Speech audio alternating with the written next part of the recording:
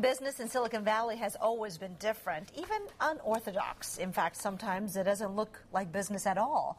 ABC 7 News reporter Jonathan Bloom goes deep inside one of the tech community's longest-running traditions, where the beer is cold and the ideas are red hot. In a dark, crowded nightclub, cocktails and conversation flow between 20 and 30-somethings wearing name tags. You'd be excused if you mistook this for a singles event, but its founder assures us tonight is about a different kind of matchmaking. This is the real underbelly of the tech scene. Mixed into this crowd are CEOs, investors, and maybe the entrepreneur with the next big idea. Miles Weisletter started SF NewTek to bring them all together. People here have some great ideas, and they provide that direct input into the decision maker at that company. Some input happens here at the bar, but across the room, something else is shaping up. Tonight, 8 startups will pitch their ideas to this highly educated, sometimes skeptical crowd, hoping for suggestions, publicity, and maybe funding. Going in with a venture capitalist is a lot like going into a marriage.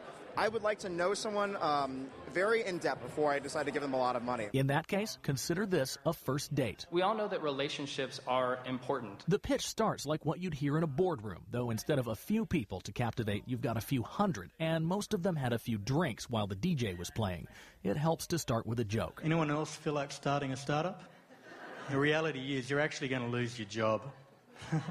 But aside from the music and the refreshments, there's one other little thing here you won't find in a boardroom, and actually it's not so little. The clock was good. Definitely makes you be concise and probably miss some things. Just like in speed dating, you have 5 minutes, not a second more. If you can't get your point across in 5 minutes, then you've got some work to do. We roll out next week, so we look forward to helping you with the financial security. Right on. Looks like we're out of time.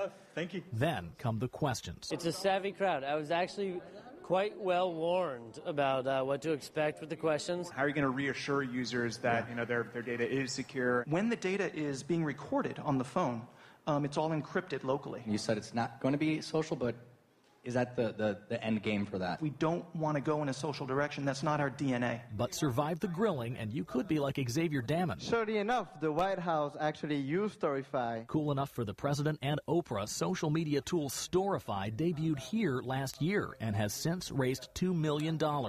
Now its young CEO is back on a second date, not to brag, but to inspire the young, casually dressed, perhaps slightly tipsy people he thinks can change the world. There is a better future ahead of us, and you just need to shape it.